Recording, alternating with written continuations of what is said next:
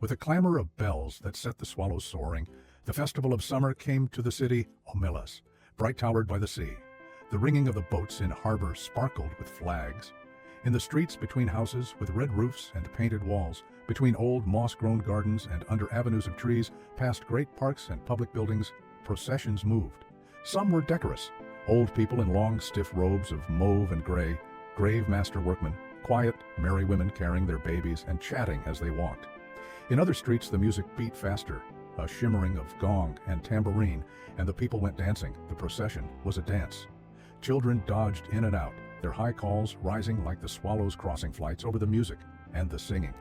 All the processions wound towards the north side of the city, where on the great water meadow called the green fields boys and girls, naked in the bright air, with mud-stained feet and ankles and long, lithe arms, exercised their restive horses before the race.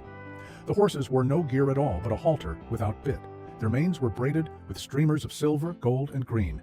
They flared their nostrils and pranced and boasted to one another. They were vastly excited, the horse being the only animal who has adopted our ceremonies as his own.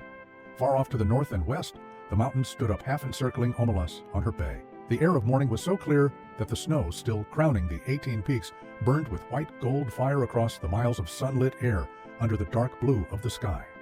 There was just enough wind to make the banners that marked the race course snap and flutter now and then. In the silence of the broad green meadows, one could hear the music winding throughout the city streets, farther and nearer, and ever approaching. A cheerful, faint sweetness of the air from time to time trembled and gathered together and broke out into the great joyous clanging of the bells. Joyous! How is one to tell about joy? How describe the citizens of Omelas? They were not simple folk, you see, though they were happy. But we do not say the words of cheer much anymore. All smiles have become archaic.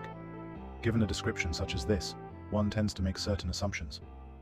Given a description such as this, one tends to look next for the king, mounted on a splendid stallion and surrounded by his noble knights, or perhaps in a golden litter borne by great muscled slaves. But there was no king. They did not use swords, or keep slaves. They were not barbarians. I do not know the rules and laws of their society, but I suspect that they were singularly few. As they did without monarchy and slavery, so they also got on without the stock exchange, the advertisement, the secret police, and the bomb. Yet I repeat that these were not simple folk, not dulcet shepherds, noble savages, bland utopians. They were not less complex than us. The trouble is that we have a bad habit, encouraged by pedants and sophisticates, of considering happiness as something rather stupid. Only pain is intellectual, only evil interesting. This is the treason of the artist, a refusal to admit the banality of evil and the terrible boredom of pain. If you can't lick 'em, join 'em. If it hurts, repeat it. But to praise despair is to condemn delight. To embrace violence is to lose hold of everything else. We have almost lost hold. We can no longer describe happy man, nor make any celebration of joy. How can I tell you about the people of Omelas? They were not naive and happy children, though their children were, in fact, happy. They were mature, intelligent, passionate adults whose lives were not wretched. Oh, miracle! But I wish I could describe it better. I wish I could convince you. Omelas sounds in my words like a city in a fairy tale, long ago and far away, once upon a time. Perhaps it would be best if you imagined it as your own fancy bids, assuming it will rise to the occasion, for certainly, I cannot suit you all. For instance, how about technology? I think that there would be no cars or helicopters in and above the streets. This follows from the fact that the people of Omelas are happy people. Happiness is based on a just discrimination of what is necessary, what is neither necessary nor destructive, and what is destructive. In the middle category, however, that of the unnecessary but undestructive, that of comfort, luxury, exuberance, etc. They could perfectly well have central heating, subway trains, washing machines, and all kinds of marvelous devices not yet invented here, floating light sources, fuelless power, a cure for the common cold. Or they could have none of that. It doesn't matter. As you like it. I incline to think that people from towns up and down the coast have been coming to Omelas during the last days before the festival, on very fast little trains and double-decked trams, and that the train station of Omelas is actually the handsomest building in town, though plainer than the magnificent farmer's market. But even granted trains, I fear that Omelas so far strikes some of you as goody-goody. Smiles, bells, parades, horses, blare. If so, please add an orgy. If an orgy would help, don't hesitate. Let us not, however, have temples from which issue beautiful nude priests and priestesses already half in ecstasy and ready to copulate with any man or woman, lover or stranger, who desires union with the deep godhead of the blood, although that was my first idea. But really, it would be better not to have any temples in Omelas. At least, not man temples. Religion, yes. Clergy, no. Surely the beautiful nudes can just wander about, offering themselves like divine soufflés to the hunger of the needy and the rapture of the flesh. Let them join the processions. Let tambourines be struck above the copulations, and the glory of desire be proclaimed upon the gongs. And, a not unimportant point, let the offspring of these delightful rituals be beloved and looked after by all.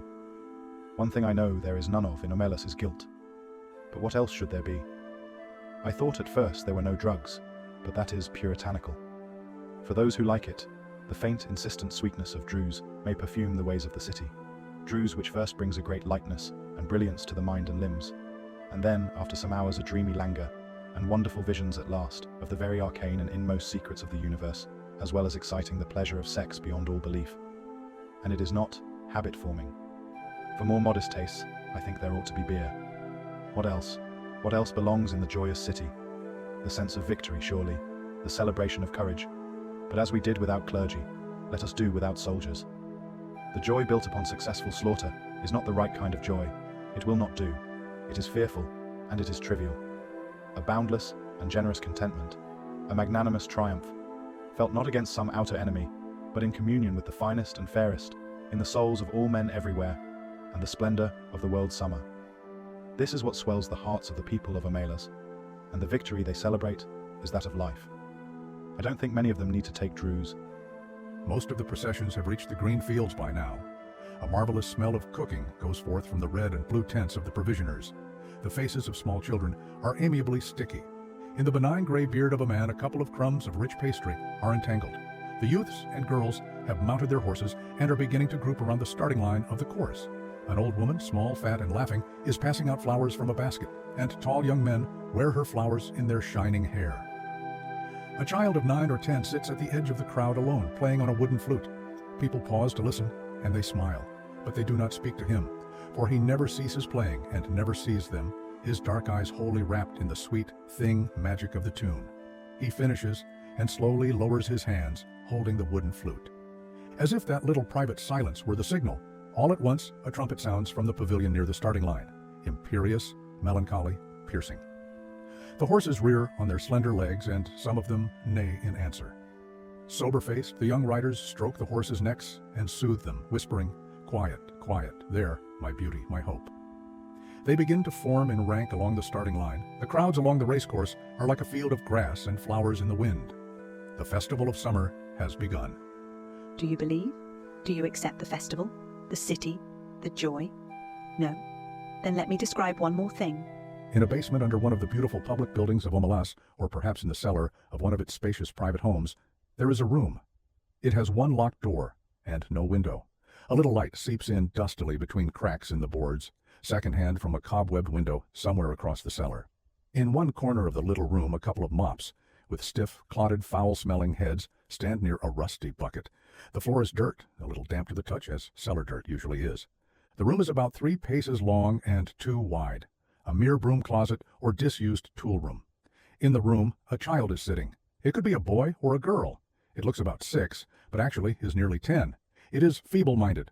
Perhaps it was born defective, or perhaps it has become imbecile through fear, malnutrition, and neglect. It picks its nose and occasionally fumbles vaguely with its toes or genitals as it sits hunched in the corner farthest from the bucket and the 2 mops.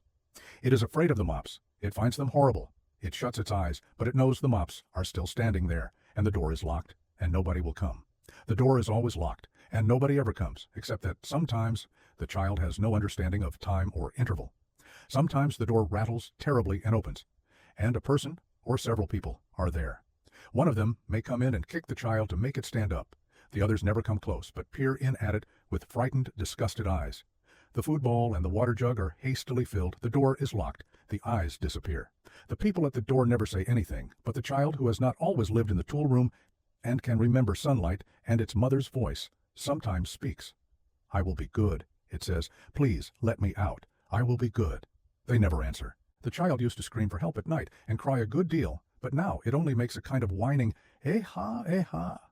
And it speaks less and less often. It is so thin there are no calves to its legs. Its belly protrudes. It lives on a half-bowl of cornmeal and grease a day. It is naked. Its buttocks and thighs are a mass of festered sores, as it sits in its own excrement continually. They all know it is there, all the people of Omelas. Some of them have come to see it, others are content merely to know it is there. They all know that it has to be there. Some of them understand why, and some do not. But they all understand that their happiness, the beauty of their city, the tenderness of their friendships, the health of their children, the wisdom of their scholars, the skill of their makers, even the abundance of their harvest, and the kindly weathers of their skies, depend wholly on this child's abominable misery. This is usually explained to children when they are between 8 and 12, whenever they seem capable of understanding. And most of those who come to see the child are young people, though often enough an adult comes, or comes back, to see the child. No matter how well the matter has been explained to them, these young spectators are always shocked and sickened at the sight. They feel disgust, which they had thought themselves superior to. They feel anger, outrage, impotence, despite all the explanations. They would like to do something for the child. But there is nothing they can do. If the child were brought up into the sunlight out of that vile place, if it were cleaned and fed and comforted, that would be a good thing indeed. But if it were done, in that day and hour, all the prosperity and beauty and delight of Omelas would wither and be destroyed. Those are the terms. To exchange all the goodness and grace of every life in Omelas for that single small improvement. To throw away the happiness of thousands for the chance of happiness of one. That would be to let guilt within the walls indeed. The terms are strict and absolute. There may not even be a kind word spoken to the child.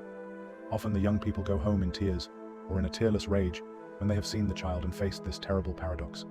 They may brood over it for weeks or years, but as time goes on they begin to realize that even if the child could be released, it would not get much good of its freedom. A little vague pleasure of warmth and food, no real doubt, but little more. It is too degraded and imbecile to know any real joy. It has been afraid too long ever to be free of fear. Its habits are too uncouth for it to respond to humane treatment. Indeed, after so long it would probably be wretched without walls about it to protect it, and darkness for its eyes, and its own excrement to sit in. Their tears at the bitter injustice dry when they begin to perceive the terrible justice of reality, and to accept it. Yet it is their tears and anger, the trying of their generosity, and the acceptance of their helplessness, which are perhaps the true source of the splendor of their lives. Theirs is no vapid, irresponsible happiness. They know that they, like the child, are not free. They know compassion. It is the existence of the child, and their knowledge of its existence, that makes possible the nobility of their architecture, the poignancy of their music, the profundity of their science. It is because of the child that they are so gentle with children. They know that if the wretched one were not there, snivelling in the dark, the other one, the flute player, could make no joyful music as the young riders line up in their beauty for the race in the sunlight of the first morning of summer. Now do you believe them? Are they not more credible? But there is one more thing to tell, and this is quite incredible. At times, one of the adolescent girls or boys who go see the child does not go home to weep or rage, does not in fact go home at all. Sometimes also a man or a woman, much older, falls silent for a day or two, then leaves home. These people go out into the street and walk down the street alone. They keep walking, and walk straight out of the city of Omelas, through the beautiful gates. They keep walking across the farmlands of Omelas. Each one goes alone, youth or girl, man or woman. Night falls. The traveler must pass down village streets, between the houses with yellow-lit windows, and on out into the darkness of the fields. Each alone, they go west or north, towards the mountains. They go on, they leave Omelas, they walk ahead into the darkness, and they do not come back. The place they go towards is a place even less imaginable to most of us than the city of happiness. I cannot describe it at all. It is possible that it does not exist, but they seem to know where they are going, the ones who walk away from Omelas.